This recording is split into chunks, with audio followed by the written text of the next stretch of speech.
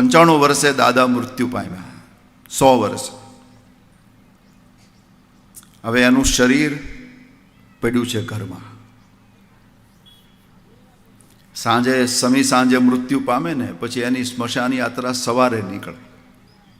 હા, એટલે આખી રાત એ દાદાને ઘરમાં રાખવા પડે, એનું શબ ઘરમાં રાખવું પડે. પણ હવે દાદા બોલતા નથી. હવે દાદા ચાલી નહીં શકે, સાંભળી નહીં શકે, જોઈ નહીં શકે. તો એ જોતા નથી, સાંભળતા નથી, બોલતા નથી, એનું કારણ શું? કયું કારણ છે? મને થોડો જવાબ આપો તો મજા આવશે. કયું કારણ છે? નથી બોલતા, નથી સાંભળતા. હા, આત્મા નીકળી ગયો છે. વાહ!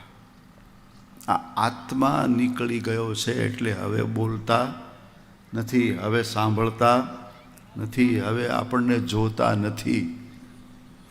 તો મારે તમને એટલું પૂછવું છે કે તો અત્યાર સુધી જે જોતું હતું, સાંભળતું હતું, એ કોણ હતું?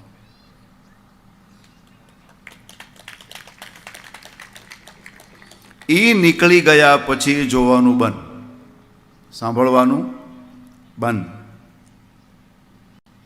હાલવા ચાલવાનું બંધ.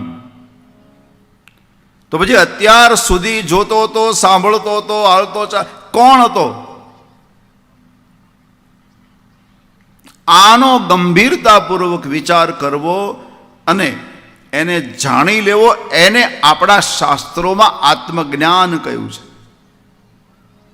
આત્મા શબ્દનો અર્થ નીકળે છે પોતે. આત્મા એટલે પોતે. ઇસ્લામમાં શબ્દ આવ્યો ખુદ, ખુદા, ખુદ. એ રીતે આત્મા એટલે પોતે. પોતાને જાણી લેવું એ પરમ જ્ઞાનની ચર્ચા.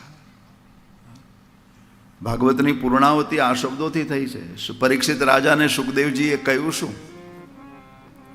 કે રાજા, તારાથી જુદો કોઈ ભગવાન છે જ નહીં, તું જ ભગવાન છે. અહમ બ્રહ્મ પરમ ધામ બ્રહ્માહમ પરમમ પદમ. આ ભાગવત છે. એટલે ભક્તિ જ્ઞાન અને વૈરાગ્યના ફળ સ્વરૂપ વિવેક જે મળે એ વિવેકને પ્રાપ્ત કરવા માટે જ્ઞાન, ભક્તિ અને વૈરાગ્યના ફળ સ્વરૂપ સર્વ સિદ્ધાંત નિષ્પન્નમ, જેમાં તમામ સિદ્ધાંતો સમાયા ભાગવતમાં. હા, આપણી ભાષામાં કોમન સેન્સ. ભાગવતમાં એટલી બધી કોમન, જગતભરનું જ્ઞાન છે, જગતભરની માહિતીઓ છે. સર્વ સિદ્ધાંત અને સંસારના ભયનો વિનાશ કરે છે. સંસારના સાચા સ્વરૂપને જે વ્યક્તિ જાણી લે છે એને વિદ્વાન કયો છે. ભગવદ્ ગીતામાં કૃષ્ણએ કહ્યું કે વિદ્વાન ઈ છે જે સંસારના મૂળ રૂપને જાણી લે છે. ઊર્ધ્વ મૂલ અધ શાખમશ્વત્થમ પ્રાહુરવ્યયમ છંદાસી યસ્ય પર્ણાની યસ્તમ વેદ સવેદવિત. 15મો અધ્યાય. વેદવિત વિદ્વાન કોણ છે? જે સંસારને જાણી લે છે. સર્વ સિદ્ધાંત નિષ્પન્નમ સંસાર ભયનાશનમ. સંસારનો નિયમ છે, સંસાર તમને ભયગ્રસ્ત રાખશે. સંસારના મૂળ રૂપને જાણી લે એ નિર્ભય બની જાય છે. આપણા ગામડામાં દાખલો આપવો હોય તો આપી શકાય. ખેડૂતો પાક પાકે એટલે એક ચાડિયો બનાવે. ચાડિયામાં સમજાય? હા, એક ઊભો વાંસ હોય એમાં આડો વાંસ નાખે અને પેરણ પહેરાવે, ઘાસના અંદર પૂળા નાખે, માથે મટકું મૂકે અને મૂછું બનાવે. અને આમ ઊભો હોય ચાડ્યો. હવે એનાથી બીવે કોણ? પશુ પક્ષી. આપણે ન બીએ ને, કારણ કે આપણે ઓળખીએ છીએ કે આ નકલી છે. પણ પેલા અજાણ્યા બિચારા પશુ પક્ષી બીવે. એમ આ સંસારને જે ઓળખતા નથી એ બીવે. આ સંસાર ચાડિયા જેવો છે. બાકી સંસારને જે ઓળખી જાય છે એ નિર્ભય બની જાય છે. સમયરૂપી સર્પના મુખમાં સમાજ ગ્રાસ બની ગયો છે. સમયરૂપી સર્પ, અજગર. અજગરનો સ્વભાવ કયો? એ ધીરે ધીરે ધીરે ગળે. કાલ વ્યાલ મુખ ગ્રાસ. ગ્રાસ એટલે કોળિયું.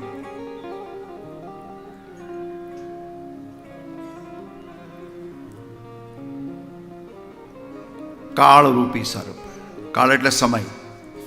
સમય રૂપી સર્પ ધીરે ધીરે ગળે છે. બાળક હતો, યુવાન થઈ ગયો, બાળપણ ગળાઈ ગયું. ક્યાં ગયું ખબર ના રહી. 92 લાખ માળવાનો માલિક ભર્તૃહરિ. એને 3 ગ્રંથો લખ્યા છે રાજાએ, રાજા ભર્તૃહરિએ. એક શૃંગાર શતક, એક નીતિ શતક અને એક વૈરાગ્ય શતક. એમાં વૈરાગ્ય શતકમાં એક શ્લોક લખે છે ભર્તૃહરિ. કાલો ન યાતો વયમેવ યાતા. સમયને મેં પસાર નથી કર્યો, સમયે મને પસાર કર્યો.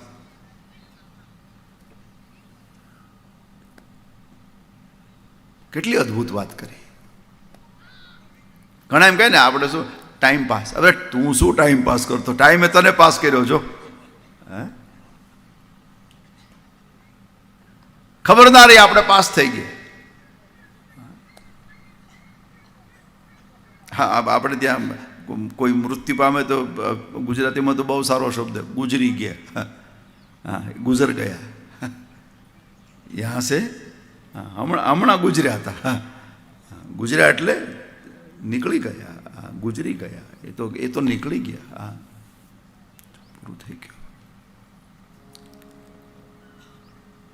વૈસે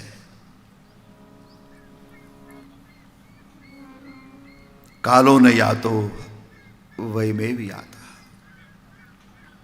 સમયને મેં પસાર નથી કર્યો, સમયે મને પસાર કર્યો છે.